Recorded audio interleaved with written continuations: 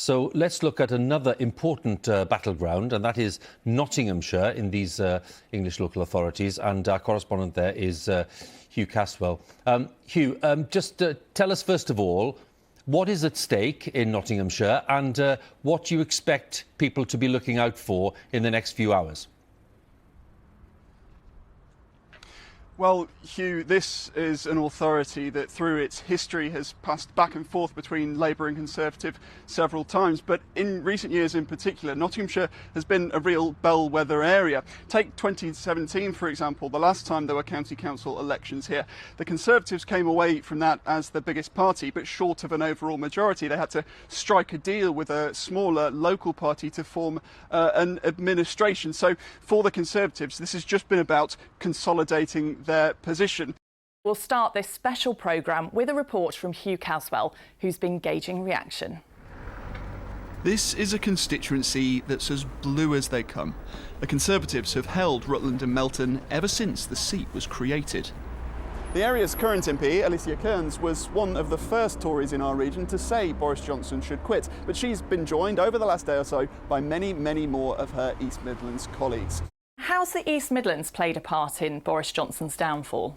I think when the political obituaries of Boris Johnson are written, yes, names like Sunak and Javad will dominate in terms of how these last couple of days have panned out. But let's not forget, Sarah, it's areas like the East Midlands and Conservative support from our region, some of his staunchest, most loyal supporters right here, who were instrumental in putting him into number 10 in the first place. So once that support started to ebb away, as it has done in this last 48 hours, perhaps it was inevitable that Boris Johnson's time in number 10 was coming to an end. At the start of this week, East Midlands Conservative MPs had mostly declared their support for one of the 5 who were still in the race, with the exception of Tom Tugendhat, not a single backer from our region, so perhaps no great surprise, he was knocked out. But look at this, Kemi Badenoch, a very popular choice in our region, 8 supporters, including the Mansfield MP, Ben Bradley, and Mid Derbyshire's Pauline Latham. It's heartbreaking for me, my staff, you know, they're just, what can we do? Sorry.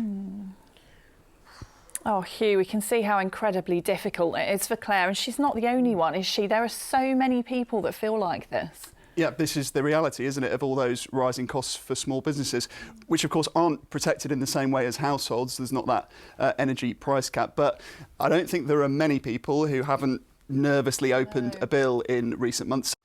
Yes, in the East Midlands, out of 405 NHS dental practices contacted by BBC researchers, 392 weren't currently accepting new adult patients. That's a massive 97%. And of that 97%, only 1 in 5 said they had an open waiting list.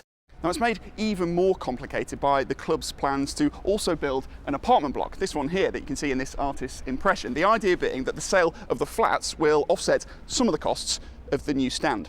But that's meant a lot of wrangling with the local councils about how much the club should pay towards things like school places and doctors for the people that live in them, as any house developer would usually have to. The problem isn't just the weather at the moment, though. Lower than average rainfall earlier in the year means reservoirs like Carsington Water are starting from a lower base. And you can see it for yourself. Where I am right now, this should be underwater. This to my right should be an island, and the water level should be up near this tree line. If conditions at the moment are enough for you to seek out the shade, spare a thought for Phil Carter. Come rain or shine, blizzard or heatwave, he spends his life by the fireside. The steel reaches sort of 700, 800, 900 degrees centigrade to work with.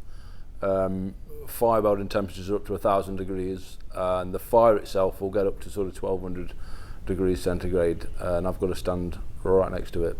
Pretty toasty then, to say the very least. And with temperatures now soaring outside the workshop as well as in, things can get a bit much. In blacksmithing, the problem is all the tools are really heavy, the machinery is really heavy, the material's heavy, so swinging a hammer all day, even on lighter stuff, is repetitive. The problem being you can't escape the heat. So whether I'm there, I go outside for fresh air and it's hot again, so there's no escaping from it.